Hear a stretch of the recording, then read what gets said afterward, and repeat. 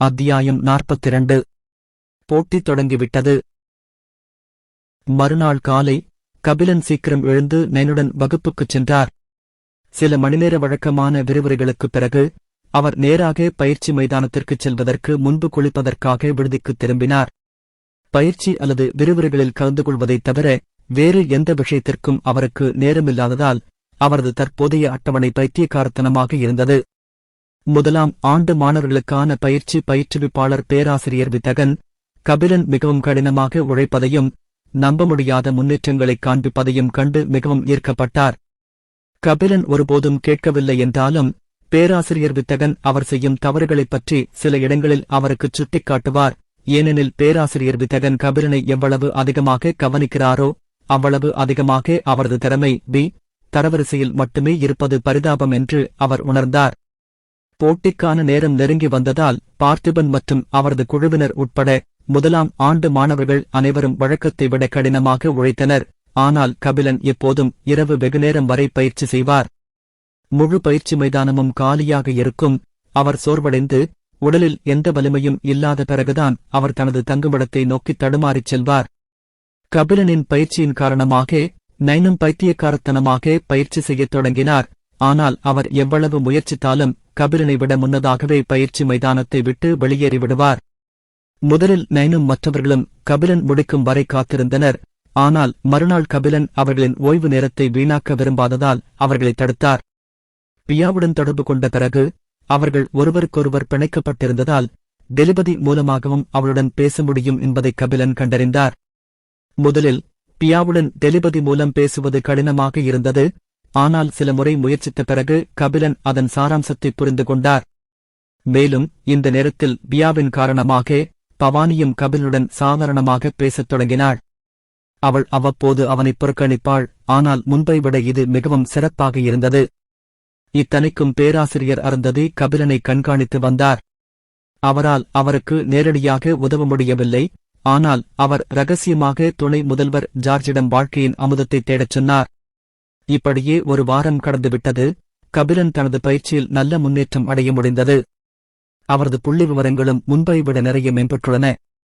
கபிலன் தன் புள்ளி விவரங்களை சரிபார்த்தான். பெயர் கபிலன். இரத்தக்கோடு வானியல் பூட்டப்பட்டது. தரவரிசை +A. வலிமை E. Mana +A. வேகம் +A. திறமை S. தரவரிசை ஒடுக்கப்பட்டது. அதிர்ஷ்டம் அ. திறன்கள் சவயர்பால் A. தரவரிசை. கபிலனின் வேகம் நிலை ஒரு துணைதரவரிசையால் அதிகரித்தது மற்றும் அவரது வலிமை நிலை 2 துணைதரவரிசைகளால் அதிகரித்தது. ஒரு மாதத்திற்கு முன்பு இந்த 2 புள்ளி விவரங்களும் G. தரவரிசையில் இருந்தன என்பதை யார் நம்புவார்கள்?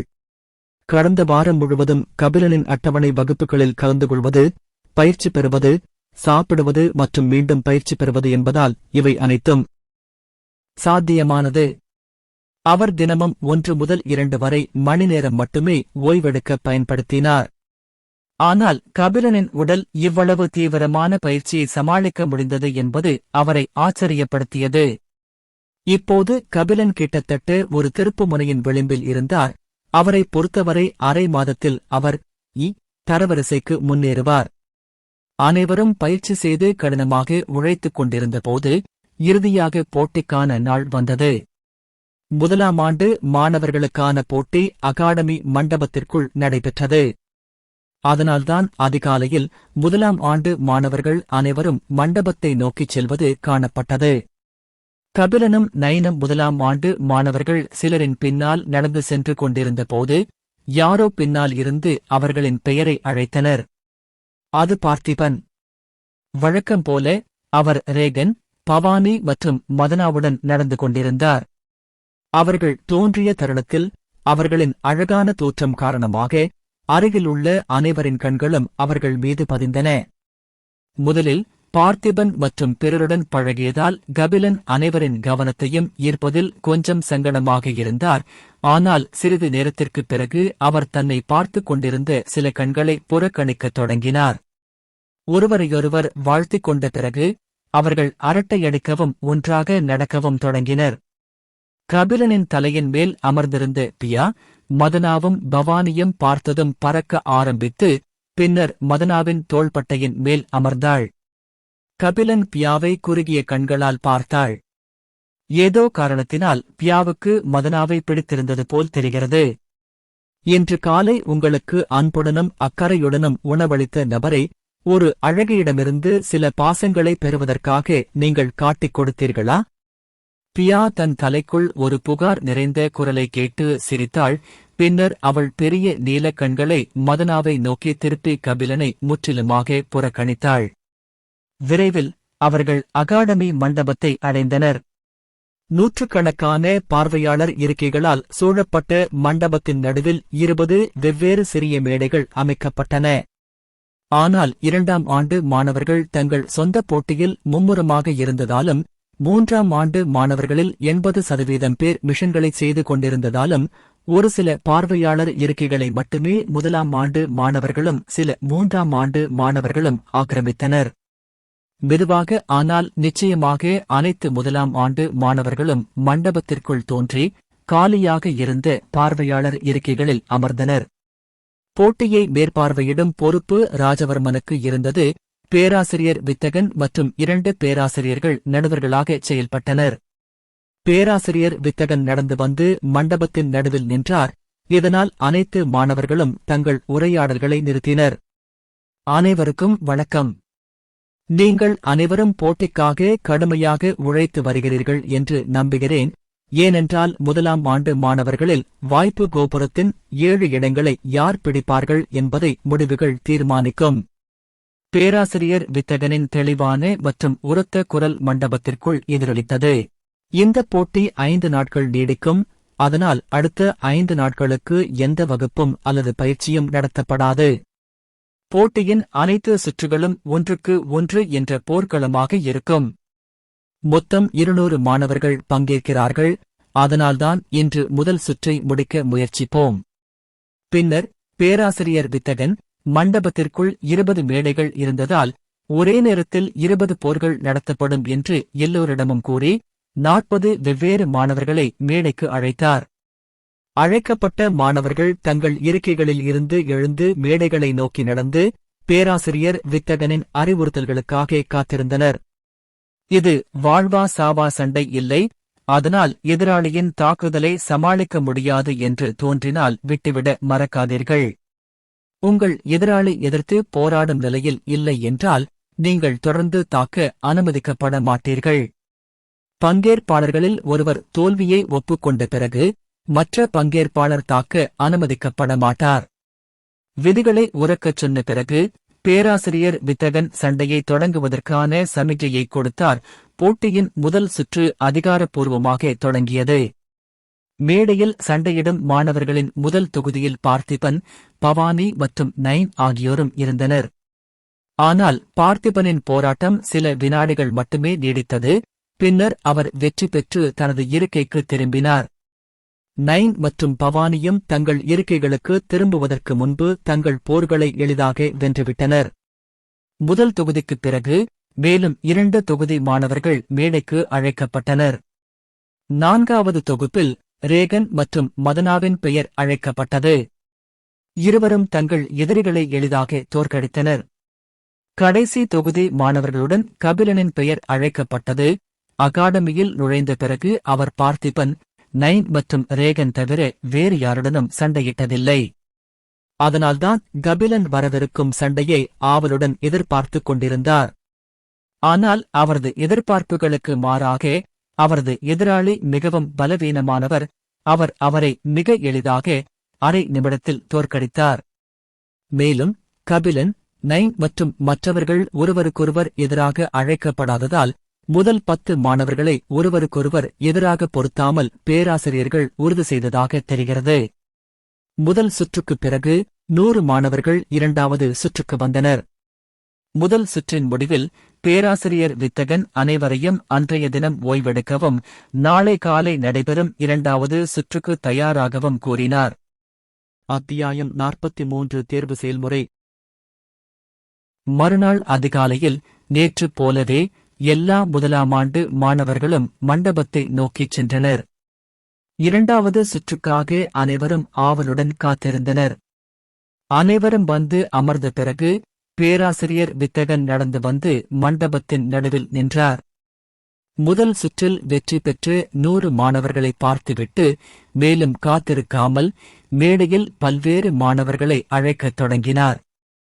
நேற்று தோல்வியடைந்த மீதமுள்ள 100 மாணவர்கள் இப்போது பார்வையாளர் இருக்கைகளில் அமர்ந்து தகுதி வாய்ந்த பங்கேற்பாளர்களை ஆரவாரம் செய்து கொண்டிருந்தனர் அல்லது பொறாமையுடன் பார்த்துக் கொண்டிருந்தனர். முதல் சுற்றைப் போலவே கபிலன், பார்த்திபன் மற்றும் மற்றவர்கள் தங்கள் எதிரிகளை எளிதாக தோற்கடித்து அதிக சிரமமின்றி 3வது சுற்றில் நுழைந்தனர். 100 மாணவர்களில் 50 மாணவர்கள் 3வது சுற்றுக்கு தகுதி பெற்றனர். கபிலன் நினைத்தது போல பேராசிரியர்கள் முதல் 10 மாணவர்களை ஒருவருக்கொருவர் எதிராக பேசாமல் பார்த்து கொண்டனர். அதனால்தான் முதல் 10 மாணவர்கள் அனைவரும் 3வது சுற்றுக்கு முன்னேறினர். கபிலன், பார்த்திபன் மற்றும் மற்றவர்கள் எளிதாக அரையிறுதிக்கு முன்னேறியதால் 3வது சுற்றும் அதிக நிகழ்வுகளுடன் இல்லை. ஆனால் மாணவர்களின் எண்ணிக்கை சமமாக இல்லாததால் ராஜவர்மன் ஒரு பெரிய பெட்டியை எடுத்து வெற்றி பெற்ற 25 மாணவர்களிடம் பெரிய பெட்டிக்குள் ஒரு நம்பர் பிளேட்டை பரிசாக தேர்ந்தெடுக்கச் சொன்னார். 0 எண் தகட்டை தேர்ந்தெடுப்பவர் நேரடியாக இறுதிப் போட்டிக்கு தகுதி பெறுவார். வழிமுறைகளை பெற்ற பிறகு 25 மாணவர்களும் வரிசையில் நின்று பெட்டியின் உள்ளே இருந்த எண் தகடுகளை எடுக்கத் தொடங்கினர். கபிலனும் நயனும் கிட்டத்தட்ட வரிசையின் முடிவில் ஒன்றாக நின்று கொண்டிருந்தனர். நயன் ஒரு நம்பர் பிளேட்டை எடுத்து கபிலனை பார்ப்பதற்கு முன்பு அவனுடைய எண் 0 இல்லாததால் சபித்தான். உங்களுக்கு என்ன எண் கிடைத்தது? கபிலனின் புன்னகை நயனுக்கு ஒரு மோசமான முன்னறிவிப்பை ஏற்படுத்தியது. அவன் குனிந்து கபிலனின் நம்பர் பிளேட்டை பார்த்து சத்தமாக திட்டினான். அதிர்ஷ்டசாலி, உனக்கு எண் 0. பார்த்திபன் ரேகனும் கபிலனின் நம்பர் பிளேட்டை ஆச்சரியமான முகபாவங்களுடன் பார்த்தனர். கபிலன் நயன் நோக்கி நடந்து சென்று சோகமான முகபாவனையை செய்த பிறகு அவன் தோளை தட்டத் தொடங்கினான். உங்கள் வலியை என்னால் உணர முடிகிறது. என்ன? நயன் பார்த்திபனின் கையை தட்டிவிட்டு பின்னர் கெஞ்சும் கண்களால் கபிலனை பார்த்தனர். என்னோட நம்பர் பிளேட்டை மாத்தறது எப்படி இருக்கு? ஆனால் அனைவருக்கும் எதிரே நின்ற ராஜவர்மன் கபிலனின் நம்பர் பிளேட்டை ஆழமாக பார்ப்பதற்கு முன்பு அந்த இருவரையும் ஒரு பார்வை பார்த்தார். 0 நம்பர் பிளேட்டை வைத்திருக்கும் பங்கேற்பாளர் தயவு செய்து உங்கள் இருக்கைக்கு திரும்பிச் செல்லுங்கள். ஆழ்ந்த உரத்த குரலை கேட்டு நயன் பின்வாங்கி ராஜவர்மனை புன்னகையுடன் பார்த்தான். நான் நகைச்சுவையாகச் சொன்னேன். கபிலன் மற்றவர்களும் சிரிக்க ஆரம்பித்தனர். பியா கூட நயனை பரிதாபமாக பார்த்தாள். ஒரு நிமிடம் முழுவதும் நயனை பார்த்து சிரித்த பிறகு கபிலன் பியாவை தலையின் மேல் உட்கார வைத்துக் கொண்டு தன் இருக்கைக்கு திரும்பி நடந்தான். பார்த்திபனுக்கு மற்ற மாணவர்களும் தங்கள் எதிரிகளை அறிந்த பிறகு வெவ்வேறு நிலைகளுக்குச் சென்றனர். அரையிறுதியின் நீண்ட காலமாக எதிர்பார்க்கப்பட்ட போட்டிகள் தொடங்கின. பார்த்திபனின் முதல் சண்டை தரவரிசையில் 16வது இடத்தில் இருந்த நைக்குக்கு எதிராக இருந்தது. முதலில் அவர் தனது திறமைகளை பயன்படுத்தாததால் சிறிது சிரமப்பட்டார். ஆனால் பின்னர் ஒரு நிமிடத்திற்குள் தனது எதிராளியை தோற்கடித்தார். வகுப்பு தரவரிசையில் 19வது இடத்தை பிடித்த நரேன் எதிர்த்து ரேகனின் போராட்டம் நடந்தது. பார்த்திபனைப் போலவே அவரும் தனது எதிராளியை ஒரு நிமிடத்திற்குள் தோற்கடித்தார். பவானி மற்றும் மதனாவின் போட்டி தரவரிசையில் 12 மற்றும் 15வது இடத்தில் இருந்த ஜெசிகா மற்றும் லூனாவுக்கு எதிரானது. முதலில் அவர்கள் சமமாக பொருந்தியதாக தோன்றினர். ஆனால் ஒரு நிமிடத்திற்குப் பிறகு பவானி மற்றும் மதனா முன்னிலை பெறத் தொடங்கினர். இருவரும் வெற்றி பெற்றனர். மறுபுறம் நயன் மேடையில் அழுது கொண்டே ஓடுவதைக் காண முடிந்தது. பார்வையாளர் இருக்கைகளில் அமர்ந்திருந்த அனைத்து மாணவர்களும் அவரை பார்த்து சிரிக்க வைத்தனர். தனது எதிராளி முதல் 6 பேரில் ஒருவர் இல்லை என்பதில் அவர் மகிழ்ச்சியடைந்தார். ஆனால் அவரது எதிராளி பலவீனமானவர் அல்ல. இறுதியில் 20 நிமிடங்களுக்கும் மேலாக மேடையில் போராடிய பிறகு எதிராளியின் பாதுகாப்பில் இருந்து ஒரு சிறிய இடைவெளியை பயன்படுத்தி அவர் வெற்றி பெற்றார். 4ஆம் நாள் முடிவில் 13 மாணவர்கள் இறுதிப் போட்டிக்கு வந்தனர். இறுதிச் சுற்றுக்கான விதிகள் சற்று வித்தியாசமாக இருந்தன. இந்த சுற்றில் மீதமுள்ள அனைத்து பங்கேற்பாளர்களும் இடைவெளி எடுக்காமல் 12 வெவ்வேறு போர்களில் போராட வேண்டியிருந்தது. பங்கேற்பாளர்கள் வென்ற போர்களின் எண்ணிக்கையின்படி அதிக போர்களில் வென்று முதல் 7 மாணவர்களை தேர்ந்தெடுப்பார்கள். இறுதிச் சுற்றுக்கு 20க்கு பதிலாக மண்டபத்தின் மையத்தில் 7 வெவ்வேறு மேடைகள் அமைக்கப்பட்டன. வழக்கம்போல் கபிலனும் மற்றவர்களும் ஒன்றாக வந்தனர். பார்த்திபனுக்கு அவரது குழுவினரும் முதல் 5 இடங்களுக்குள் இருந்ததால் அவர்களின் வெற்றி வாய்ப்புகள் மிக அதிகமாக இருந்தன. எதுவாக இருந்தாலும் கோபுரத்திற்குள் நுழைய வேண்டியிருந்ததால் கபிலனும் வெற்றி பெறுவதில் உறுதியாக இருந்தார். இறுதிச் சுற்றுக்கு முன்பு நைன் ரேகன் மற்றும் பார்த்திபனிடம் தனக்கு எதிரான தோல்வியை ஒப்புக்கொள்ளுமாறு கெஞ்சினார். இல்லையெனில் இறுதிச் சுற்றில் வெற்றி பெறுவதற்கான வாய்ப்பு இல்லை. அவர் கபிலனிடம் கேட்கவில்லை, ஏனென்றால் இப்போது கபிலனுக்கு அந்த இடம் வேறு யாரையும் விட அதிகமாக தேவை என்பதை அவர் அறிந்திருந்தார். முதலில் பார்த்திபன் மற்றும் ரேகன் இருவரும் தயங்கினர். ஆனால் அவர்கள் 12 சண்டைகளில் 1இல் தோற்றாலும் கிடைக்கக்கூடிய இடங்களில் ஒன்றிற்கு அவர்கள் இன்னும் தகுதி பெறுவார்கள். அதனால்தான் அவர்கள் ஒப்புக்கொண்டனர். வெற்றி பெற்ற அனைத்து பங்கேற்பாளர்களும் ஒருவருக்கொருவர் எதிராக நின்று பேராசிரியர்களிடமிருந்து சமிக்கை பெற்ற பிறகு சண்டையிடத் தொடங்கினர். முதல் கட்டத்தில் வகுப்பு தரவரிசையில் 6வது இடத்தில் இருந்த லில்லியுடன் பார்த்திபன் சண்டையிட்டார். லில்லியை தோற்கடித்த பிறகு ரேகன் தனக்காக காத்திருந்த 2வது கட்டத்தை நோக்கி நடந்தார். ரேகன் மற்றும் பார்த்திபன் சண்டை குறிப்பிடத்தக்கதாக இருந்தது. இருவரும் தங்களுக்கு கிடைத்த அனைத்தையும் பயன்படுத்தி போராடினர். ஆனால் இறுதியில் பார்த்திபன் வெற்றி பெற்று 3வது கட்டத்தில் சண்டையிடத் தொடங்கினார். 3வது கட்டத்தில் அவர் மதனாவுடன் சண்டையிட்டு வெற்றி பெற்றார். 4வது கட்டத்தில் நயன் அவருக்காக காத்திருந்தது. ஆனால் பார்த்திபன் சண்டையிடுவதற்கு பதிலாக தோல்வியை ஒப்புக்கொண்டு அடுத்த கட்டத்திற்குச் சென்றார்.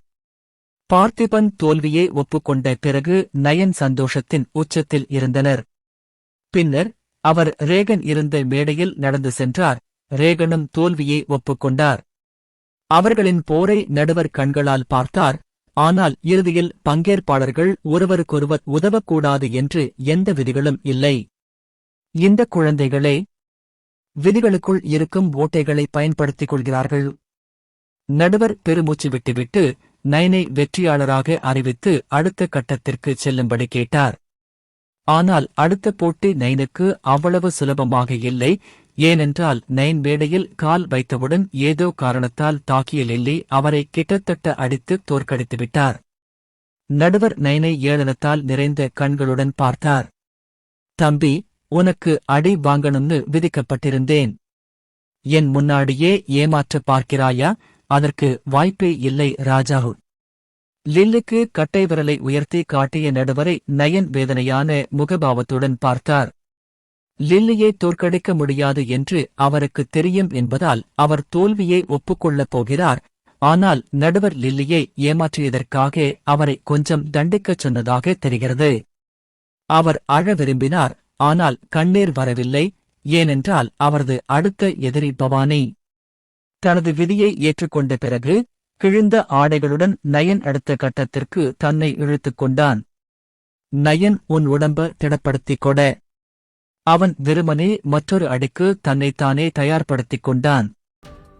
அத்தியாயம் 44. கபிலனுக்கும் மதனாவுக்கும் மோதல் ஆரம்பித்துவிட்டது.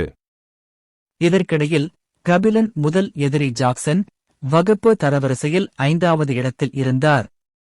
6 மற்றும் 5ஆம் நிலைகளின் நடுவராக இருந்த பேராசிரியர் வித்தகனிடமிருந்து செல்லுமாறு சிக்னலை பெற்ற பிறகு கபிலன் தனது கண்களின் ஓரத்திலிருந்து ஜாக்சனை பார்த்தார். லான்ஸ் பயன்படுத்துபவரா? தன்னைப் போலவே அந்தஸ்தில் இருப்பவராக தோன்றிய ஜாக்சன் அவன் நெருக்கமடையவில்லை. நீ அவனை தோற்கடிக்க முடியும், ஏனென்றால் அவன் உன்னைவிட பலவீனமானவன் என்று எனக்கு தெரிகிறது. கபிலனின் தலைக்குள் பியாவின் குரல் எதிரொலித்தது. அவள் பார்வையாளர் இருக்கைகளில் அமர்ந்திருந்தாள். கபிலன் ஆச்சரியமாக தெரிந்தான். வியாவுடன் பேசிக் கொண்டிருக்கும்போது அவன் முதலில் ஜாக்சனை தாக்கினான். எதிராளி பலமானவனா அல்லது பலவீனமானவனா என்பதைச் சொல்லும் திறமை உங்களிடம் உள்ளதா? வியாவிடம் அத்தகைய திறமை இருந்தால் கபிலன் நிறைய பிரச்சனைகளை தவிர்க்க உதவும் என்பதால் அவர் ஒரு நேர்மறையான பதிலை கேட்பார் என்று எதிர்பார்த்தார். ஆனால் கபிலனின் எதிர்பார்ப்புகள் குளிர்ந்த நீரில் பூர்த்தி செய்யப்பட்டன. இல்லை, நான் இப்போதுதான் யூகித்தேன். கபிலனுக்கு சபிக்க வேண்டும் என்ற வெறி இருந்தது. ஆனால் சண்டையின் போது கவனத்தை இழக்க முடியாததால் அவர் தன்னை கட்டுப்படுத்திக் கொண்டார். ஜாக்சன் உடன் சண்டை கபிலன் எதிர்பார்த்த அளவுக்கு கடினமாக இல்லை. ஏனென்றால் அவர்களின் தரவரிசை ஒரே மாதிரியாக இருந்தாலும் கபிலனின் புள்ளிவிவரங்கள் ஜாக்சனை விட உயர்ந்ததாக இருக்கலாம். ஆனால் இவை அனைத்திற்கும் மத்தியில் கபிலன் நிறைய குறைபாடுகளை கவனித்தார். அவற்றில் மிகவும் வெறுப்பூட்டும் ஒன்று ஜாக்சனின் வேகம் சார்ந்த திறன்களை பயன்படுத்தினான். ஜாக்சனை தோற்கடித்த பிறகு கபிலன் மேலும் 2 எதிரிகளுடன் போராடி பார்த்திபனுக்கு முன்னால் நிற்பதற்கு முன்பு வென்றார். கடந்த ஒரு வாரமாக கபிலன் மிகவும் கடினமாக உழைப்பதை பார்த்ததால் கபிலனுடன் தனது சண்டையை பார்த்திபன் ஆவலுடன் எதிர்பார்த்துக் கொண்டிருந்தார். மேலும் கபிலன் பற்றிய முழு தகவலையும் அந்த சிஸ்டம் இன்னும் அவருக்கு காட்டவில்லை. எனவே கபிலன் அவர்களின் கடைசி சண்டையிலிருந்து எவ்வளவு முன்னேற்றம் அடைந்துள்ளார் என்பதை பார்க்க அவர் விரும்பினார். ஒரு தீவிரமான முகபாவத்துடன் பார்த்திபன் கபிலனுக்கு முதலில் தாக்க ஒரு வாய்ப்பை கொடுத்தார். ஆனால் கபிலன் நடுவரை நோக்கி கையை உயர்த்தி பணிவான முகபாவத்துடன் அவரை பார்த்தார். நான் தோல்வியை ஒப்புக்கொள்கிறேன். கபிலனின் வார்த்தைகளை கேட்டதும் பார்த்திபன் தடுமாறி விழுவதை நிறுத்த முடியவில்லை. என்ன? பார்த்திபனின் கேள்விக்கு பதிலளிக்க விரும்பாமல் கபிலன் திரும்பி மேடையை விட்டு வெளியேறினார்.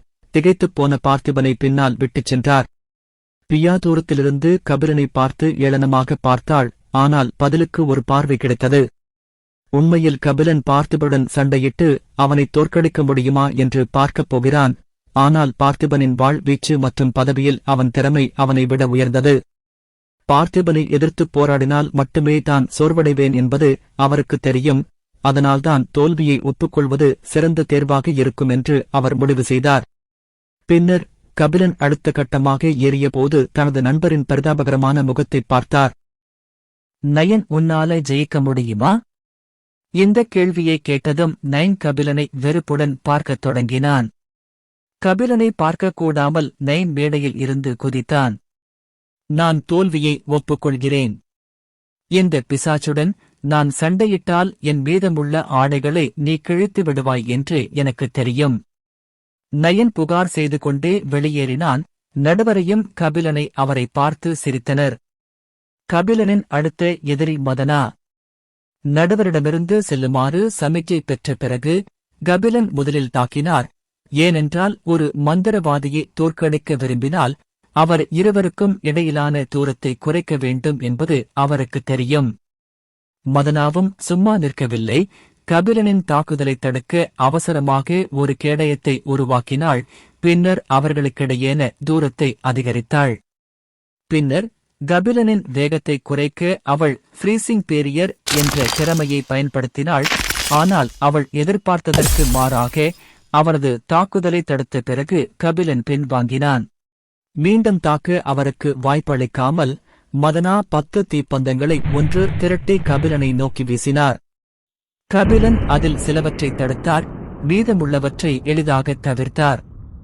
அவருக்கு எந்த ஒரு வேகமான திறன்களும் இல்லாவிட்டாலும் வரவிருக்கும் தாக்குதலை எளிதில் தவிர்க்கும் அளவுக்கு அவரது வேகமான நிலை அதிகமாக இருந்தது. மதனாவுக்கு அதிர்ச்சியை கொடுத்த கபிலன் மதனாவின் திறமையை பின்பற்றி 10 தீப்பந்தங்களை சேகரித்து அவற்றை நேரடியாக மதனாவை நோக்கி வீசினார். மதனாவின் வேகத்தின் நிலை அதிகமாக இருந்தது. ஆனால் அது அவளை நோக்கி நேரடியாக வரும் அனைத்து தீப்பந்தங்களையும் தவிர்க்கும் அளவுக்கு உயரமாக இல்லை. அதனால்தான் அவள் தன்னை பாதுகாத்துக் கொள்ள சில சிறிய கேடயங்களை உருவாக்கினாள். இந்த தாக்குதலில் கபிலன் கிட்டத்தட்ட தனது முழு மனாவையும் பயன்படுத்தினார். எனவே நன்மையை பெற்ற பிறகு அவர் அவசரமாக தூரத்தை மூடிவிட்டு தனது வாளின் முனையை மதனாவின் கழுத்தில் நீட்டினார். போட்டியை மேற்பார்வையிட்ட நடுவர் கபிலனை வெற்றியாளராக அறிவித்தார். மதனா கபிலனை பார்த்தாள். பார்த்திபன் மற்றும் ரேகனுக்கும் பிறகு அவளைத் தோற்கடித்த மூன்றாவது நபர் அவன்தான். அவளுக்கு இன்னும் நிறைய மன வலிமை இருந்தது. ஆனால் எதிர்பாராத தாக்குதல் அவளை தடுமாறச் செய்தது. இதனால் அவள் சிறிது நேரம் கவனம் சிதறியது. அவள் பெருமூச்சு விட்டு மேடையை விட்டு வெளியேறுவதற்கு முன்பு கபிலனை பார்த்து புன்னகையுடன் தலையசைத்தாள். கபிலன் மதனாவை தோற்கடித்த தருணத்தில் பலரின் கண்கள் அவர் மீது இருந்தன. கபிலனை கவனித்துக் கொண்டிருந்த முதல் பேராசிரியர் வித்தகன். கபிலன் முன்னேறுவதை அவன் பார்த்தான். ஆனால் மதனாவை தோற்கடிக்கும் அளவுக்கு அவனால் முடியும் என்று அவன் ஒருபோதும் நினைத்ததில்லை. கபிலன் வெற்றி பெற்றதைக் கண்டதும் பார்வையாளர் இருக்கைகளில் அமர்ந்திருந்த சில மாணவர்களும் தங்கள் ஆச்சரியத்தை வெளிப்படுத்தினர். எல்லோரையும் விட மிகவும் அதிர்ச்சியடைந்த நபர் பவானி. கபிலனின் திறமை குறைவாக இருந்ததால் ஆரம்பத்திலிருந்தே அவரை அவள் தரக்குறைவாகப் பார்த்தாள். இப்போது அவன் மதனாவை தோற்கடித்தான். அவளால் தோற்கடிக்க முடியாத ஒருத்தி. அவள் கண்கள் ஒரு கணம் கபிலனை நோக்கிச் சென்றன. நான் தப்பா பண்ணிட்டேனா? திறமை குறைவாக உள்ள ஒருவர் தன்னை அணுகியது பவானிக்கு பிடிக்கவில்லை. அதை வெறுப்பு என்று அழைப்பதற்குப் பதிலாக அதை பழக்கம் என்று அழைப்பாள். முதலில் யாராக இருந்தாலும் சரி, அவள் யாரையும் இழிவாக பார்க்கவில்லை. ஆனால் அவளுக்கு 9 வயதாக இருந்தபோது ஏழை குடும்பத்தைச் சேர்ந்த அவளுடைய நண்பர்களில் ஒருவர் பொறாமைப்பட்டு பவானிக்கு தீங்கு விளைவிக்க முயன்றார். ஒரு நாள் அவள் பவானியிடம் தன் வீட்டின் அருகிலுள்ள காட்டில் மிக அழகான பூ ஒன்று பூத்திருப்பதாக கூறினாள். காட்டுக்குள் நுழைந்தபோது அவர்கள் அனைவரும் ஒன்றாக இருந்தனர். ஆனால் திடீரென்று பவானிதான் தனியாக இருப்பதைக் கண்டாள். அவள் தன் தோழிகளை கண்டுபிடித்து அவர்கள் தன்னை ஏமாற்றுகிறார்கள் என்று நினைத்துக் கொண்டிருந்தபோது எங்கிருந்தோ ஒரு தரவரிசைப்படுத்தப்படாத அசுரன் தோன்றினான். அந்த அசுரன் பயங்கரமாகவும் இருந்தான். ஆனால் பவானி உதவிக்காக எவ்வளவு கத்தினாலும் அவளுடைய வேண்டுகோளை கேட்க யாரும் இல்லை. அந்த காட்டில் அலைந்து திரியும் போர்வீரன் இல்லை என்றால் அவள் அன்றே இறந்திருப்பாள். வீடு திரும்பிய பிறகு பவானி இதற்கெல்லாம் பின்னால் உள்ள அற்பமான காரணத்தை கண்டுபிடித்தாள். அவள் ஒரு வசதியான குடும்பத்தில் பிறந்து அவர்களிடம் இல்லாத அனைத்தையும் பெற்றிருந்தாள். அதனால்தான் அவளுடைய நண்பர்கள் அவளுக்கு தீங்கு செய்ய முயன்றார்கள். அந்த சம்பவத்தைப் பற்றி அவள் எவ்வளவு அதிகமாக யோசிக்கிறாளோ அவ்வளவு அதிகமாக அவள் கோபமடைந்தாள். நீ மற்றவர்களைப் பார்த்து பொறாமைப்படுவதால் அவர்களுக்கு தீங்கு செய்வது மதிப்புக்குரியதா? அந்த நாளுக்குப் பிறகு அவள் குறைவான நண்பர்களை உருவாக்கத் தொடங்கினாள். அல்லது தனக்கு இணையானவர்களுடன் மட்டுமே பழகினாள். ஏனென்றால் அவள் மீண்டும் ஒருபோதும் அப்படிப்பட்ட ஒன்றை அனுபவிக்க விரும்பவில்லை. நிறைய காலம் கடந்துவிட்டதால் பவானியும் மற்றவர்களைப் போலவே இழிவாக பார்க்க ஆரம்பித்தாள் என்பதைக் கூட அவள் கவனிக்கவில்லை. கபிலனின் திறமை தரவரிசை மட்டுமே என்பதை பவானி கண்டுபிடித்த தருணம் அவர்கள் இருவரும் உலகிலேயே வேறுபட்டவர்கள் என்பதை அவள் அறிந்தாள். ரேகன் மற்றும் பார்த்திபன் இருவரும் கபிலனுடன் பழகத் தொடங்கியதால் அவருடன் சாதாரணமாக நடிக்க விரும்பினாலும் அவளால் அதை இயல்பாக செய்ய முடியவில்லை. ஆனால் அவளுக்கு ஆச்சரியமாக கோபப்படுவதற்கு பதிலாக கபிலன் அவள் இருப்பதை முற்றிலுமாக புறக்கணித்தான். அதைப் பற்றி அவனுக்கு கவலையில்லை. அல்லது அவன் அதற்கு பழகிவிட்டானா? சிறிது நேரத்திற்குப் பிறகு பவானி கபிலனிடம் மன்னிப்பு கேட்க விரும்பினாள். ஆனால் அவளுடைய ஈகோ காரணமாக அந்த வார்த்தைகள் அவள் வாயிலிருந்து ஒருபோதும் வெளியேறவில்லை. இப்போது கபிலன் மதனாவை தோற்கடிப்பதை பார்த்தபோது அவள் மனதில் ஒரே ஒரு எண்ணம்தான் இருந்தது. அவன் என்னை விட வலிமையானவன். அத்தியாயம் 45. கபிலனுக்கும் ரேகனுக்கும் இடையிலான சண்டையில் யார் வெற்றி பெறுவார்? கபிலன் அடுத்த சண்டை பவானி உடன் இருந்தது. வழக்கம்போல் அவள் மேடையில் ஏறி கபிலனை பார்த்தபோது அவளுடைய பார்வை குளிர்ச்சியாக இருந்தது. நடுவரிடமிருந்து சண்டையிடுமாறு சமிக்ஞை கிடைத்த பிறகு இருவரும் ஒன்றாகத் தாக்கினர். மதனா உடன் சண்டையிடும்போது 10 தீப்பந்தங்களை வீசியதால் கபிலனின் மானா சக்தி குறைந்து போனதால் சிறிது நேரம் அவரால் மானாவை பயன்படுத்த முடியவில்லை. அதனால்தான் சண்டை தொடங்கிய தருணத்தில் கபிலன் அவர்களுக்கிடையேன தூரத்தை குறைக்க விரும்பினார். ஆனால் பவானி கபிலனின் தலையை நோக்கி நேரடியாக 2 அம்புகளை எய்தார். அம்புகள் மிக வேகமாக இருந்ததாலும் பவானி அவற்றை மானாவால் நிரப்பிப்பார். கபிலன் அவற்றை தவிர்க்க விரும்பினால் பின்வாங்குவதைத் தவிர வேறு வழியில்லை. அம்புகள் தரையில் மோதியவுடன் மேடையின் நடுவில் ஒரு சிறிய விரிசல் ஏற்பட்டது. கபிலன் நெற்றியில் வியர்வை வழிந்தோட விரிசலை பார்த்தான். அவளுக்கு என்ன ஆச்சு? அவ என்னை கொல்ல முயற்சித்தாளா? அவன் பவானியை பார்த்தான். அவள் கண்களால் அவனை திரும்பி பார்த்துக் கொண்டிருந்தாள். நீ என்னை தோற்கடிக்க முடியாது. நிகழ்ச்சியை ரசிப்பது போல் தோன்றிய நடுவரை பார்த்து கபிலன் ஒரு வறண்ட சிரிப்பை உதிர்த்தார். வாளை உறுதியாகப் பற்றின பிறகு இந்த முறை அவன் மீண்டும் ஒருமுறை தாக்கினான். பவானி எய்த அம்புகள் மீது அவன் பார்வை பதிந்தது. அம்புகளைத் தவிர்ப்பது கடினமாக இருந்தது. ஆனால் அது சாத்தியமற்றது அல்ல. ஆனால் பிரச்சனை என்னவென்றால் பவானி கபிலனின் தாக்குதல் அவள் மீது இறங்கவில்லை. அம்புகளைத் தவிர்க்க மேடையில் வட்டமாக ஓடுவதைத் தவிர அவருக்கு வேறு வழியில்லை. அவள் ஏன் இவ்வளவு வேகமாக இருக்கிறாள்? சில நிமிடங்களுக்குப் பிறகு கபிலன் இறுதியாக பவானியை ஒரு அடிக்க முடிந்தது. ஆனால் அவருக்கு ஆச்சரியமாக அவள் கபிலனை பின்னுக்குத் தள்ளுவதற்கு முன்பு தனது வில்லால் வாளைத் தடுத்தாள். பவானி வில்லை பிடித்திருந்த தன் கையைப் பார்த்தாள். அது நடுங்கிக் கொண்டிருந்தது. அவள் வாளைத் தடுத்தாலும் கபிலனின் தாக்குதலுக்குப் பின்னால் இருந்த பலத்தை ஏளனம் செய்ய வேண்டிய ஒன்றல்ல. அவர்களின் சண்டை தொடர்ந்தது. யாரும் தோல்வியை ஒப்புக்கொள்ளத் தயாராக இல்லை. பார்வையாளர்கள் இப்போது கபிலனும் பவானியும் சண்டையிடும் கட்டத்தை பார்த்துக் கொண்டிருந்தனர். கபிலனின் கழுத்தில் ஒரு அம்பு பாய்ந்தபோது அவர்களின் சண்டை உண்மையிலேயே அற்புதமாக மாறியது. அவர் சரியான நேரத்தில் அதை தவிர்த்து வந்திருக்காவிட்டால் ஒருவேளை அவர் பலத்த காயமடைந்திருப்பார். கபிலனும் பவானியும் ஒருவரையொருவர் பார்த்துக் கொண்டு பெருமூச்சு விட்டனர். அவர்களின் சண்டை இறுதிப் போட்டியின் மிக நீண்ட சண்டையாகும். ஏற்கனவே தனது போராட்டங்களை முடித்துவிட்ட பார்த்திபன் கபிலனை எரிச்சலான முகத்துடன் பார்த்தான். நீ ஏன் என்னுடன் சண்டையிடவில்லை? கபிலன் சண்டையிடாத ஒரே நபர் அவர்தான். மறுபுறம் கபிலன் தனது வாள் ஆர்ட்டை பயன்படுத்திய போது கபிலன் மற்றும் பவானியில் சண்டை உச்சக்கட்டத்தை எட்டியது. அவர் அதை பவானிக்கு எதிராக பயன்படுத்தப் போவதில்லை. ஆனால் இறுதியில் அதை பயன்படுத்துவதைத் தவிர வேறு வழியில்லை. பவானியின் தாக்குதலை திசை திருப்பிய பிறகு அவர் முன்னோக்கி குதித்து அவர்களுக்கு இடையேயான தூரத்தை ஒரு நொடியில் குறைத்து தாக்கினார். பவானி தனது வில்லால் தாக்குதலை திசை திருப்பப் போகிறாள். ஆனால் வாள் பாதியிலேயே திசை மாறி அவளுடைய வில்லை பறக்கவிட்டது. திடீர் பலத்தால் பவானியால் அசையாமல் நிற்க முடியவில்லை. அவள் தன் பின்புறத்தில் விழுந்தாள். அவள் மேலே பார்த்தபோது கபிலனின் வாள் அவள் கழுத்திலிருந்து சில அங்குலங்கள் தொலைவில் இருந்தது. கபிலன் வெற்றி பெற்றதாக நடுவர் சமிகை செய்த பிறகு கபிலன் பவானியிடம் பணிவுடன் கேட்பதற்கு முன்பு தனது வாளைக் கழற்றினார். நீங்க நலமா? அவர் எந்த பதிலையும் எதிர்பார்க்கவில்லை. ஆனால் அவருக்கு ஆச்சரியமாக பவானி அவரை நேரடியாக பார்த்துக் கொண்டே பதிலளித்தார். நான் நலம். ஆனால் அடுத்த முறை நான் தோற்க மாட்டேன்.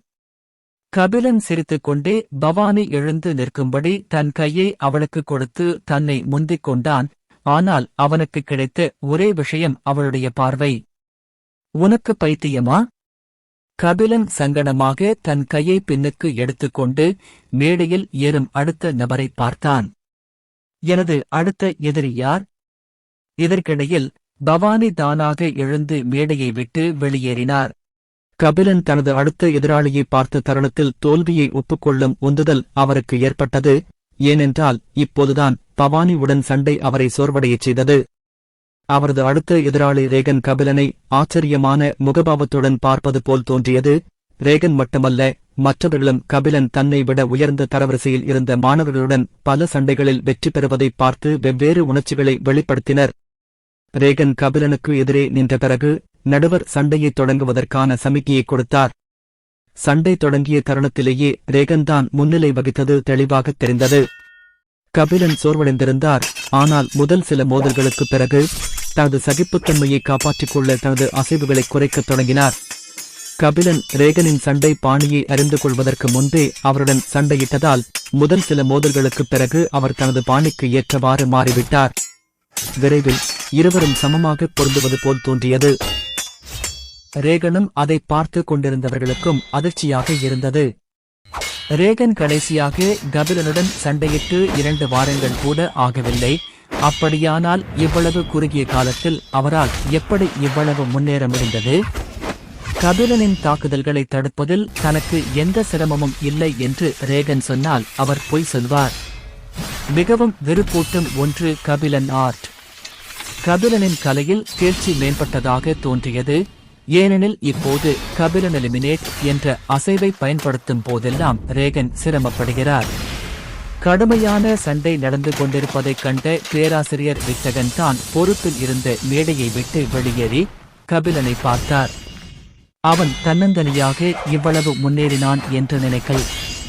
பேராசிரியர் வித்தகன் மட்டுமல்ல, சண்டைகளை முடித்துக் கொண்ட நயன் கபிலனை அதிர்ச்சியுடன் பார்த்தார். நயன் மனதிற்குள் கடவுளுக்கு நன்றி, நான் தோல்வியை ஒப்புக்கொண்டேன். அவன் கபிலனை பார்த்து கொண்டிருக்கும்போது தன் அருகில் யாரோ நின்று சபிப்பதை உணர்ந்தான். யார் என்று பார்க்க நயன் திரும்பிப் பார்த்தான். அவனுக்கு அதிர்ச்சி அதிகரித்தது. அது பார்த்திபன். முகத்தில் எப்போதும் புன்னகையுடன் இருக்கும் நபர். அவன் ஏன் சபித்தான்? கபிலன் மட்டும் சண்டையிடாததால் கோபமடைந்த பார்த்திபன் நயன் அதிர்ச்சியடைந்து முகத்துடன் தன்னை நேரடியாக பார்த்ததைக் கண்டார்.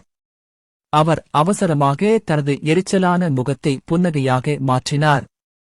நான் எனக்குள்ளேயே பேசிக்கிட்டிருந்தேன். பார்த்திபனை புண்படுத்த விரும்பாமல் நயன் சிரித்தது.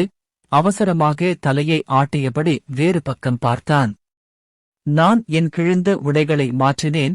மீண்டும் அடிபடும் மனநிலையில் நான் இல்லை. இதற்கிடையில் சிறிது நேரம் சமமாக போராடிய பிறகு மேடையில் கபிலனுக்கு சிரமம் ஏற்படத் தொடங்கியது. தொடக்கத்திலிருந்தே ரேகனை தோற்கடிப்பது கடினம் என்று அவருக்கு தெரியும். ஆனால் அது இவ்வளவு கடினமாக இருக்கும் என்று அவர் எதிர்பார்க்கவில்லை. நிச்சயமாக அவர் 6 நிமிடங்கள் ரேகனுடன் சமமாக போட்டியிட முடிந்தது. ஆனால் பின்னர் ரேகன் மீண்டும் வெற்றி பெறத் தொடங்கினார். விரைவில் சண்டை முடிவுக்கு வந்தது. இறுதியில் கபிலன் தோற்றார். பார்த்திபன் மற்றும் ரேகனை எதிர்கொள்ளும் முன் அவர் இன்னும் நிறைய உழைக்க வேண்டியிருந்தது. அத்தியாயம் 46 தேர்வு செயல்முறையின் முடிவு. போட்டிக்குப் பிறகு முதலாம் ஆண்டு மாணவர்கள் 7 பேர் அவர்கள் வென்ற சண்டைகளின் எண்ணிக்கையின்படி தேர்ந்தெடுக்கப்பட்டனர். பார்த்திபன் 12 தொடர்ச்சியான வெற்றிகள் மற்றும் ஒரு தோல்வியுடன் முதல் இடத்தை பிடித்தார். அங்கு அவர் நயனுக்கு எதிராக தோல்வியை ஒப்புக்கொண்டார். ரேகன் 11 வெற்றிகளுடன் 2வது இடத்தை பிடித்தார். மேலும் அனைவரையும் ஆச்சரியப்படுத்தும் விதமாக கபிலன் 11 வெற்றிகளுடன் ரேகனுடன் சமநிலையில் இருந்தார். அவர் பார்த்திபன் மற்றும் ரேகனுக்கு எதிராக போராடிய போதுதான் தோற்றார். மதனா 3வது இடத்தையும் பவானி 4வது இடத்தையும் பிடித்தனர். 5வது இடத்தில் லில்லி இருந்தார். அவர் கபிலரிடம் தோற்றார். ஆனால் வகுப்பு தரவரிசையில் அவரை விட ஒரு ரேங்க் அதிகமாக இருந்த ஜாக்சனை தோற்கடித்தார். நயன் கடைசி இடத்தை பிடித்து முதல் 7 பங்கேற்பாளர்களில் இடம் பிடித்தனர். அவர் மிகவும் மகிழ்ச்சியடைந்து பார்த்திபனையும் ரேகனையும் கட்டிப்பிடித்து அவர்களுக்கு முழு மனதுடன் நன்றி தெரிவித்தார். முடிவு அறிவிக்கப்பட்டவுடன் போட்டியின் போது எங்கும் காணப்படாத பேராசிரியர் அருந்ததி மண்டபத்திற்குள் நடந்து சென்றார். அவள் வெற்றி பெற்ற பங்கேற்பாளர்களை பார்த்தாள். அவள் பார்வை சிறிது நேரம் கபிலனை நோக்கி நின்றது. பின்னர் அவள் தலையசைத்தாள். ஏனென்றால் அத்தகைய முடிவுகளை அவள் எதிர்பார்த்தாள். பின்னர் அவள் 7 மாணவர்களையும் தனக்கு பின்னால் வரச் சொன்னாள். மண்டபத்திற்கு வெளியே 2ஆம் ஆண்டு படிக்கும் மேலும் 7 மாணவர்கள் அருந்ததிக்காக காத்திருந்தனர். அவள் அனைத்து மாணவர்களையும் ஒருவருக்கொருவர் அறிமுகப்படுத்தி பின்னர் அனைவரையும் ஒரு சிறப்பு வகுப்பறைக்கு அழைத்துச் சென்றாள். வெற்றி பெற்ற 14 பங்கேற்பாளர்களுக்காக வகுப்பறை சிறப்பாக தயாரிக்கப்பட்டதாக தோன்றியது. ஏனெனில் உள்ளே இருந்த ஒரே பொருட்கள் 2 வரிசைகளில் ஒன்றாக வரிசையாக அமைக்கப்பட்ட 14 பெஞ்சுகள் மற்றும் நாற்காலிகள் மட்டுமே. பேராசிரியர் அருந்ததி நாற்காலிகளில் அமர்ந்திருந்த மாணவர்களுக்கு முன்னால் நின்று அவர்களின் புதிய அட்டவணையை பற்றி விளக்கத் தொடங்கினார். அவர்கள் கோபுரத்திற்குச் செல்ல இன்னும் 1 வாரம் மீதமுள்ளது. அதனால்தான் அடுத்த வாரம் முழுவதும் அவர்களின் வகுப்புகள் மற்றும் பயிற்சி அட்டவணை மாற்றப்பட்டது. அதிகாலையில் வழக்கமான வகுப்புகளுக்குச் செல்வதற்கு பதிலாக அவர்கள் வெவ்வேறு பேராசிரியர்களிடம் செல்வார்கள். அவர்கள் மணிக்கணக்கில் உயிர் வாழும் பயிற்சி அளிப்பார்கள். விடியற்காலையில் பயிற்சிக்குப் பிறகு பேராசிரியர் அருந்ததி அவர்களுக்கு வெவ்வேறு சொற்பொழிவுகளை வழங்குவார். மேலும் தனக்குத் தெரிந்த கோபுரம் தொடர்பான அனைத்து தகவல்களையும் அவர்களிடம் கூறுவார். அருந்ததி கோபுரத்திற்குள் நுழைந்த அதிர்ஷ்டசாலி தலைமுறையைச் சேர்ந்தவள் அல்ல என்பதால் கோபுரத்தைப் பற்றிய அவளுடைய அறிவு குறைவாக இருந்தது. ஆனால் கோபுரத்தைப் பற்றி எழுதப்பட்ட பல்வேறு புத்தகங்கள் மற்றும் பழைய கோட்பாடுகளை படிப்பதன் மூலம் அதை ஈடு செய்தாள். அவரது வாய்ப்பு கோபுரம் மொத்தம் 9 தளங்களைக் கொண்டிருந்தது என்றும் ஒவ்வொரு தளத்தின் அளவும் ஒரு ராஜ்யத்திற்கு இணையானது என்றும் கூறினார். முதல் 3 தளங்கள் ஒவ்வொரு முறையும் ஒரே மாதிரியாக இருந்தன. ஆனால் மற்ற தளங்களைப் பற்றிய தகவல்கள் இல்லை. ஏனெனில் புதிய ஏறுபவர்கள் கோபுரத்திற்குள் நுழையும் ஒவ்வொரு முறையும் அந்த தளங்களின் அமைப்பு வேறுபட்டது. கோபுரத்திற்குள் நுழையும் அனைவரும் 6 மாதங்கள் உள்ளேயே இருக்க வேண்டும். எதுவாக இருந்தாலும் 6 மாதங்கள் கடக்கும் வரை அவர்களால் வெளியே வர முடியாது. கோபுரத்திலிருந்து வெளியேற மற்றொரு வழி இருந்தது. அது 9 தளங்களிலும் ஏறி 9வது மாடியில் வெகுமதியாக ஒரு வெளியேறும் சூழலை தேர்ந்தெடுப்பதாகும். ஆனால் கடந்த 100 ஆண்டுகளில் அப்படி ஒன்று நடந்ததில்லை. ஏனென்றால் யாரும் வாய்ப்பு கோபுரத்தில் ஏறி இறுதியில் ஒரு வெளியேறும் சூழலை தேர்ந்தெடுக்கும் அளவுக்கு முட்டாள் இல்லையே. மேலும் 6 மாதங்கள் என்பது நிறைய நேரம். இந்த நேரத்தில் கோபுரத்திற்குள் நுழைபவர்கள் வெவ்வேறு சோதனைகளை முடிப்பதன் மூலம் பல்வேறு வாய்ப்புகளை பெறலாம் அல்லது வாழ்க்கை மற்றும் இறப்பு போராட்டங்கள் மூலம் தங்கள் திறமைகளை வளர்த்துக் கொள்ளலாம். 18 வயதுக்கு மேற்பட்டவர்கள் என்ன செய்தாலும் உள்ளே நுழைய முடியாததால் அந்த கோபுரம் இளைய தலைமுறையினருக்கு ஒரு பொக்கிஷமாக இருந்தது. பல்வேறு சக்தி வாய்ந்த நபர்கள் கோபுரத்திற்குள் வலுக்கட்டாயமாக நுழைய முயன்றனர். ஆனால் பரிதாபமாக தோல்வியடைந்தனர்.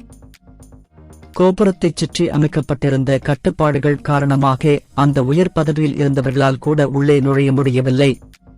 சுரண்டுவதற்கு பல வாய்ப்புகளை பெற்றிருந்த கோபுரமும் ஆபத்திலிருந்து விடுபடவில்லை. ஏனெனில் ஒரு அலட்சியம் அல்லது தவறு மரணத்திற்கு வழிவகுக்கும். அதனால்தான் ஒவ்வொரு முறை கோபுரம் திறக்கப்படும் போதும் முழு கண்டத்திலும் சிறந்தவர்கள் மட்டுமே கோபுரத்திற்குள் நுழைய தேர்ந்தெடுக்கப்பட்டன. ஒரு வாரம் கண் இமைக்கும் நேரத்தில் கடந்துவிட்டது. இன்று அதிகாலையில் வெற்றி பெற்ற 14 பங்கேற்பாளர்களும் அகாடமி வாயிலுக்கு முன்னால் நின்று கொண்டிருந்தனர். பேராசிரியர் அருந்ததி துணை முதல்வருக்காக காத்திருந்தார். அந்தச் சிறிய கூட்டத்தின் கடைசியில் கபிலனும் நைனுடன் நின்று கொண்டிருந்தாள். அவர்கள் பேசிக் கொண்டிருக்கும் போது கண்ணாடி அணிந்த ஒரு மாணவன் அவர்களை அணுகினான். அவன் 2ஆம் ஆண்டு வகுப்பைச் சேர்ந்தவன். கடந்த ஒரு வாரமாக அவர்கள் ஒன்றாக படித்து பயிற்சி பெற்று வந்தாலும் கபிலன் நைன், பார்த்திபன் மற்றும் அவரது குழுவினரைத் தவிர வேறு யாருடனும் பேசவில்லை. கபிலன் தன்னை புன்னகையுடன் வரவேற்ற மாணவனை பார்த்தான். ஹாய், நான் பிரேம். கபிலன் பதிலுக்கு தலையை மட்டும் ஆட்டினான். ஆனால் நைன் அவனை பின்னுக்குத் தள்ளிவிட்டு புன்னகையுடன் பிரேமின் கையை பிடித்தான். ஹாய் சீனியர், நான் நயன். அவன் கபிலன். அதோடு அவன் மற்றவர்களிடம் கொஞ்சம் கூச்ச சுபாவமுள்ளவன். அதனால் அவனைப் பற்றி கவலைப்படாதே.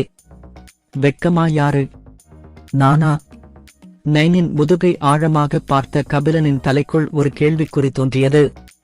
அவர் அதிகம் பேசக்கூடியவர் அல்ல என்று நான் சொல்கிறேன். கபிலனை பாதுகாப்பிலிருந்து வெளியேற்றிய பிறகு நைன் மற்றும் பிரேம் இருவரும் பழைய நண்பர்களைப் போல பேசத் தொடங்கினர். பியா கோபத்தில் அவனை அடிடா. அவன் என்னை எரிச்சலூட்டுகிறான். நிம்மதியாக தூங்கிக் கொண்டிருந்த பியாவை கபிலன் கட்டளையிட்டான். ஆனால் அவனுக்கு கிடைத்த ஒரே விஷயம் பியாவால் அவன் தலைமுடி இழுக்கப்பட்டதான். வாயை மூடு, என்னை தொந்தரவு செய்யாதே. அதற்கு பியா, நான் சொன்னது நீதான் செய்யல, ஒழுங்கு மரியாதையா போயிரு. என் கண்ணு துடிக்குது. ஆமா, கண்ணு துடிக்கும். அந்த கோழி முட்டை கண்ணு துடிச்சா என்ன, துடிக்காட்ட எனக்கு என்ன? என்ன, ஒரு தடவையாவது ஏதாவது பயனுள்ள வேலை செய்வாயா? பியாவுடன் சண்டையிடுவதால் தனக்கு எதுவும் கிடைக்காது என்று தெரிந்ததால் கபிலன் பெருமூச்சு விட்டான். பியா அதிகமாக கோபப்பட்டால் தன் தலைமுடி எரிந்து விடுமோ என்றும் தனக்கு வழக்கை விழுமோ என்றும் மட்டுமே அவன் பயந்தான். தீ தடுப்பு திறனை பெற்ற பிறகு சாதாரண தீப்பிழம்புகள் கபிலனின் மீது வேலை செய்வதை நிறுத்திவிட்டன. ஆனால் ஏதோ காரணத்தால் பியாவின் தங்கச்சுடர்கள் அவரை காயப்படுத்தும் திறன் கொண்டவை. எல்லோரும் ஒருவருக்கொருவர் பேசிக் கொண்டிருந்த போது துணை முதல்வர் ஜார்ஜ் இறுதியாகத் தோன்றினார். ஆனால் அவர் எதிர்பாராத ஒருவரை தன்னுடன் அழைத்து வந்தார். பேராசிரியர் அருந்ததியை நோக்கி தலையசைத்த பிறகு துணை முதல்வர் ஜார்ஜ் மாணவர்களுக்கு முன்னால் நின்றார். அவரது இடதுபுறத்தில் மந்திரவாதி அங்கி அணிந்த ஒரு வயதான மனிதர் நின்றார். அவர் ஏதோ காரணத்தால் அனைத்து மாணவர்களுக்கும் பரிச்சயமானவராக உணர்ந்தார். ஆனால் அவர் யார் என்பதை யாராலும் சரியாக குறிப்பிட முடியவில்லை. புதிய நபரின் அடையாளம் குறித்து அனைவரும் கிசுகிசுத்துக் கொண்டிருந்தபோது ஒரு சிறிய குரல் கேட்டது. அது நூலகர். துணை முதல்வரின் அருகில் நின்ற முதியவர் கபிலனை திகைத்துப் பார்த்தார். அவர் மனதில் ஒரே ஒரு கேள்வி மட்டுமே இருந்தது. நான் என் தலைமுடியையும் கண்ணையும் கலரா மாத்திட்டேன், அப்புறம் என் அடையாளம் உனக்கு எப்படி தெரியும்? துணை முதல்வர் ஜார்ஜின் பார்வையும் கபிலனை நோக்கி நின்றது. ஆனால் விசித்திரமாக அவரது கேள்வி நூலகரின் கேள்வியிலிருந்து வேறுபட்டது. அவர் தேர்ந்தெடுக்கப்பட்டாரா? நூலகரின் அடையாளத்தை கபிலன் எப்படி அறிந்தார் என்பது துணை முதல்வர் ஜார்ஜுக்கு கவலையில்லை. ஏனெனில் அவரது பார்வையில் நூலகரின் மறைக்கும் நுட்பங்கள் எப்போதும் பயனற்றவை. ஆனால் கொஞ்ச காலத்திற்கு முன்பு ஒரு சரியான வாழ்க்கலை கூட இல்லாத ஒரு சோம்பேறி எப்படி இவ்வளவு மாணவர்களுடன் போராடி வெற்றி பெற்று தேர்வானான்? கபிலன் சமீப காலமாக கடுமையாக உழைத்து வருவதாக பேராசிரியர் அருந்ததி துணை முதல்வரிடம் தெரிவித்து வந்தது உண்மைதான். ஆனால் அவர் ஒரு வார்த்தை கூட நம்பவில்லை. ஏனென்றால் மாணவர்களை மேற்பார்வையிடச் செல்லும் போதெல்லாம் கபிலன் எப்போதும் சோம்பேறியாகவே இருப்பார். ஆனால் இப்போது துணை முதல்வர் வேறு யோசனையில் இருந்தார். ஒருவேளை கபிலன் கடினமாக உழைத்துக் கொண்டிருந்தாலும் அதை கவனிக்க தவறிய ஒரே நபர் அவர்தான். கபிலன் பற்றிய துணை முதல்வர் ஜார்ஜின் பார்வை இறுதியாக மாறியது. இதற்கிடையில் 2 முதியவர்களுக்கு பின்னால் நின்ற பேராசிரியர் அருந்ததி அவர்களின் பார்வையை பின்தொடர்ந்து பெருமூச்சு விட்டு தாமதமாகிவிட்டதால் அவர்களை தொடரச் சொன்னார். அத்தியாயம் 47 கோபுரத்திற்கு புறப்படுதல். 2 ஆழமான ஜோடி கண்கள் திடீரென்று அவரது உடலில் பட்டபோது கபிலன் திடுக்கிட்டார். மேலும் துணை முதல்வர் காரணமாக மற்ற மாணவர்களும் கபிலனை நேராக பார்த்தனர். என்ன? நான் சொன்னேன், அது நூலகர்தான். ஏன் அவங்க என்னை இவ்வளவு வினோதமா பார்க்கிறாங்கன்னு? அது நிச்சயமாக நூலகர்தான். அவர் கண்ணையும் முடியின் நிறத்தையும் மாற்றிவிட்டார். கபிலனை நூலகத்திலிருந்து இரக்கமின்றி வெளியேற்றிய எரிச்சலூட்டும் நூலகரை எப்படி மறக்க முடியும்? பார்த்திபனும் நைனும் கபிலனை பார்த்தார்கள். அவர்களின் கண்கள் விசித்திரமாக பரிதாபத்தால் நிறைந்திருந்தன. கபிலன் அவர்களை பார்த்து, இங்க என்ன அவுத்து போட்டு நிக்கிறாங்க, வாய பொழந்துகிட்டு என்னைய பார்த்துட்டு இருக்கீங்க என்று கோபத்தில் கத்தினாள். ஆனால் அதிர்ஷ்டவசமாக பேராசிரியர் அருந்ததியிடமிருந்து ஒரு சமிக்ஞை கிடைத்த பிறகு துணை முதல்வர் ஜார்ஜ் இறுதியாக அவரை பார்ப்பதை நிறுத்தினார். பேராசிரியர் அருந்ததிக்கு மனதிற்குள் நன்றி சொல்லிக்கொண்டே கபிலன் நிம்மதி பெருமூச்சு விட்டார். இதற்கிடையில் துணை முதல்வர் ஜார்ஜ் தனது தொண்டையை செருமிக் கொண்டு கோபுரத்திற்குள் நுழையப் போகும் 14 கடின உழைப்பாளி மாணவர்களை முதலில் வாழ்த்தினார். பின்னர் அவர்கள் அனைவருக்கும் வெகுமதியாக உயர்தர சேமிப்பு வளையத்தை வழங்கினார். ஆயுதங்களைப் போலன்றி சேமிப்பு வளையங்கள் விண்வெளி மந்திரத்தை பயன்படுத்தி வடிவமைக்கப்பட்டன. மேலும் சேமிப்பு வளையங்களுக்குள் கிடைக்கும் இடத்தின்படி அவை வெவ்வேறு தரங்களாக பிரிக்கப்பட்டன. குறைந்த தரம், நடுத்தர தரம், உயர்தரம், உச்சதரம். சேமிப்பு வளையத்தின் தரம் உயர்ந்தால் அது விலை உயர்ந்ததாகவும் மதிப்புமிக்கதாகவும் இருந்தது. ஏனெனில் உயர்தர சேமிப்பு வளையங்கள் குறைந்த தர சேமிப்பக வளையங்களுடன் ஒப்பிடும்போது அதிக பொருட்களை வைத்திருக்க முடியும். துணை முதல்வர் ஜார்ஜ் தனது வலது கையை அசைத்தபோது இதேபோன்ற 14 நீல நிற மோதிரங்கள் தோன்றின. ஒவ்வொன்றும் மாணவர்களை நோக்கி நேரடியாக மிதந்தன. கபிலனுக்கு ஒரு சேமிப்பு வளையம் கிடைத்தது. அவர் தனது புறங்களை பயன்படுத்தி வளையத்திற்குள் உச்சத்தை அடைந்தார். சேமிப்பு வளையத்திற்குள் இருந்த இடம் அவர் தனது வாழ்நாளில் பார்த்த மிகப்பெரிய அறையைப் போன்றது. மோதிரத்திற்குள் ஏதோ ஒன்று இருந்தது. வளையத்திற்குள் சேமித்து வைக்கப்பட்டிருந்த பொருட்களை நோக்கி கபிலனின் உணர்வுகள் சற்று நெருக்கமாகச் சென்றபோது அது பல மாதங்களாக நீடிக்கும் உணவு மற்றும் தண்ணீர் சேமித்து வைக்கப்பட்டிருந்ததை கண்டுபிடித்தார். ஒரு மூலையில் மானா கற்களின் ஒரு சிறிய குவியலும் இருந்தது. கபிலனுக்கு ஏற்கனவே ஒரு சேமிப்பு வளையம் இருந்தது. ஆனால் அது அவரது சகோதரர் அகாடமியில் நுழைவதற்கு முன்பு கொடுத்த குறைந்த தர சேமிப்பு வளையம். அதனால்தான் அவர் தனக்கென ஒரு நடுத்தர தர சேமிப்பு மோதிரத்தையாவது வாங்க நினைத்தார். ஆனால் பிரச்சனை என்னவென்றால் அதை வாங்க அவருக்கு பணம் இல்லை. கபிலன் துணை முதல்வரை பார்த்தார். சேமிப்பு வளையத்திற்கு அவர் நன்றி தெரிவித்தார். மாணவர்களிடையே ரேகன் மற்றும் பவானி போன்ற பணக்கார குழந்தைகளுக்கு சேமிப்பு வளையம் நடைமுறையில் பயனற்றதாக இருந்தது, ஏனெனில் அவர்களிடம் ஏற்கனவே உயர்தர சேமிப்பு வளையங்கள் இருந்தன. இருப்பினும் ஒரே நேரத்தில் 2 வைத்திருப்பது ஒரு மோசமான விஷயமல்ல. மாணவர்களுக்கு சேமிப்பு மோதிரங்களை வழங்கிய பிறகு துணை முதல்வரின் வழக்கமான நீண்ட மற்றும் சலிப்பான பேச்சு தொடங்கினார். கடந்த 2 வாரங்களாக மாணவர்களுக்கான அனைத்தையும் தயார் செய்வதில்தான் எவ்வளவு மும்முரமாக இருந்தேன் என்பதை பற்றி அவர் பேசினார். மேலும் அகாடமியின் உதவியால் மாணவர்கள் வாழ்நாளில் ஒருமுறை மட்டுமே கிடைக்கும் அற்புதமான வாய்ப்பை பெற்றதையும் அவர் வலியுறுத்தினார். துணை முதல்வரின் அருகில் நின்ற நூலகர் அவரை நிறுத்தச் சொல்லி கெஞ்சவில்லை என்றால் எல்லோரும் தூங்கிவிட்டிருப்பார்கள். சரி, அவர் கெஞ்சவில்லை, ஆனால் அவரது குரல் கிட்டத்தட்ட கெஞ்சுவது போல் இருந்தது. துணை முதல்வர் ஜார்ஜ் முகம் சுளித்தார், ஆனால் மாணவர்களின் உயிரற்ற கண்களை பார்த்த பிறகு பேசுவதை நிறுத்தினார். இறுதியாக நூலகரை ராஜவர்மன் அறிமுகப்படுத்திய பிறகு துணை முதல்வர் ஜார்ஜ் கையை அசைத்தார். அனைவருக்கும் முன்னால் ஒரு பெரிய கப்பல் தோன்றியது. மாணவர்கள் அந்த பெரிய கப்பலை நன்கு அறிந்திருந்ததால் அவர்கள் ஆச்சரியப்படவில்லை. துணை முதல்வர் அகாடமி நுழைவுத் தேர்வில் தேர்ச்சி பெற்ற போது பயன்படுத்திய அதே கப்பல் அது. துணை முதல்வரிடமிருந்து ஒரு சமிக்ஞையை பெற்ற பிறகு அனைத்து மாணவர்களும் நூலகரும் கப்பலுக்குள் நுழைந்தனர். பேராசிரியர் அருந்ததி கப்பலுக்குள் நுழையாததால் அவர்களுடன் செல்லவில்லை என்று தோன்றியது. அவள் பார்வையின் கீழ் உயர்ந்து கப்பல் மிதக்கத் தொடங்கி வானத்தை அடைந்து அவள் பார்வையில் இருந்து மறைந்தது. கப்பலின் உள்ளே அனைத்து மாணவர்களும் முன்பக்கத்தில் நின்று உற்சாகத்துடன் மேகங்களை பார்த்தனர்.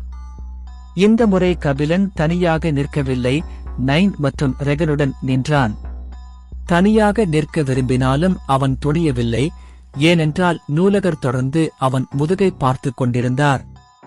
மறுபுறம் துணை முதல்வர் ஜார்ஜ் மிகவும் சோர்வாக இருப்பதாக தோன்றியது, ஏனென்றால் கப்பல் புறப்பட்ட தருணத்தில் அவர் ஒரு காலியான அறைக்குச் சென்று தூங்கினார். சில மணி நேரங்கள் நீடித்து அந்த சிறிய பயணம் அனைவருக்கும் வித்தியாசமாக இருந்தது. சிலர் புதிய சாகசத்தை பற்றி உற்சாகமாக இருந்தனர், சிலர் கோபுரத்திற்குள் நுழைந்த பிறகு எதிர்கொள்ள வேண்டிய ஆபத்தை பற்றி பதற்றமடைந்தனர். இதற்கிடையில் கபிலன் வியர்த்துக் கொண்டிருந்தான். அவன் மற்றவர்களைப் போலவே தன்னையும் அனுபவிக்க விரும்பினான், ஆனால் நூலகரின் ஆழமான பார்வை அவனை விடவில்லை. இறுதியில் கபிலனுக்கு வேறு வழியில்லை, முழு நேரமும் நைன் மற்றும் ரேகனுடன் தங்குவதைத் தவிர. நூலகர் தனியாக இருந்தால் ஏதாவது செய்துவிடுவார் என்ற பயத்தில் அவர் ஒரு நொடி கூட அவர்களை போக விடவில்லை. கபிலன் மிகவும் ஒட்டிக் கொண்டிருப்பதை பார்த்து நைன் கொஞ்சம் ஆச்சரியப்பட்டார், ஆனால் சிறிது நேரம் விசாரித்த பிறகும் அவரால் காரணத்தை கண்டுபிடிக்க முடியவில்லை. மறுபுறம் கபிலனின் தலையின் மேல் அமர்ந்திருந்த பியா நிலைமையை பார்த்து வெறித்தனமாக சிரித்தாள். அவள் இடைவிடாமல் சிரித்துக் கொண்டிருந்தாள். அந்த விஷயம் கபிலனை இன்னும் எரிச்சலடையச் செய்தது. ஆழ்ந்த மூச்சை எடுத்த பிறகு கபிலன் தனது விரல்களால் பியாவை மெதுவாக எடுத்து ஒரு மோசமான புன்னகையுடன் நூலகரை நோக்கி வீசினார். ஆனால் கபிலன் அதை செய்த பிறகும் பியாவின் சிரிப்பு கப்பல் முழுவதும் கேட்டது. சில மணி நேர மிதப்புக்கு பிறகு கப்பல் இறுதியாக அதன் இலக்கை அடைந்தது. எல்லோரும் கீழே பார்த்தார்கள். கீழே நிலத்தில் இருக்கும் ஆடம்பரமான கோட்டையை பார்த்து வியந்தனர். துணை முதல்வர் ஜார்ஜும் அறையை விட்டு வெளியேறினார். அவர் தனது வலது கையை அசைத்தார். கப்பல் மெதுவாக பெரிய கோட்டையின் முன் இறங்கியது. ராஜவர்மன் மற்றும் துணை முதல்வர் ஜார்ஜ் ஆகியோரை பின்தொடர்ந்து அனைத்து மாணவர்களும் கப்பலை விட்டு வெளியேறினர். அவர்கள் கோட்டையின் கம்பீரமான வாயில்களை பார்த்தார்கள். அவர்களின் கண்கள் வாயில்களில் பதிந்தவுடன் ஒரு கண்ணுக்கு தெரியாத சக்தி அவர்களின் தோள்களில் அழுத்தியது. நேரமாக சக்தியின் அழுத்தம் அதிகரித்தே கொண்டே போவதால் மாணவர்கள் நிற்க முடியாமல் மண்டியிடத் தொடங்கினர். அதை பார்த்த துணை முதல்வர் ஜார்ஜ் நிலைமையை புரிந்து கொண்டு தன் கையை அசைத்தவுடன் அந்த சக்தி மறைந்துவிட்டது. கோட்டை வாயில்கள் திறந்தன. ஒரு பெரிய அழகான தோட்டம் அவர்களின் வருகைக்காக காத்திருந்தது. தோட்டத்திற்குள் நிற்கும் சில காவலர்கள் துணை முதல்வர் ஜார்ஜை வரவேற்கிறார்கள். பின்னர் அனைவரையும் தங்கள் பின்னால் செல்லுமாறு கேட்டுக்கொள்கிறார்கள். காவலர்களை பின்தொடர்ந்து சென்றபோது மாணவர்கள் தங்கள் வாழ்க்கையில் கண்ட மிகப்பெரிய தோட்டங்களில் ஒன்றை கண்டனர். கோட்டையைச் சுற்றியுள்ள பாதுகாப்பும் மூச்சு திணறிக்கும் அளவுக்கு இருந்தது, ஏனெனில் காவலர்களின் உடல்களிலிருந்து வெளிப்படும் அழுத்தம் அத்தரவரிசைக்கு சமமாக இருந்தது. மாணவர்களில் ஒரே ஒரு நபர் மட்டுமே அத்தகைய ஆடம்பரத்தைக் கண்டு வியப்படையவில்லை, அது ரேகன். அவர் பெருமூச்சு விடுவதற்கு முன்பு தோட்டத்தையும் கோட்டையையும் பார்த்தார். அகாடமிக்குச் சென்ற பிறகு அவர் இறுதியாக வீடு திரும்பினார்.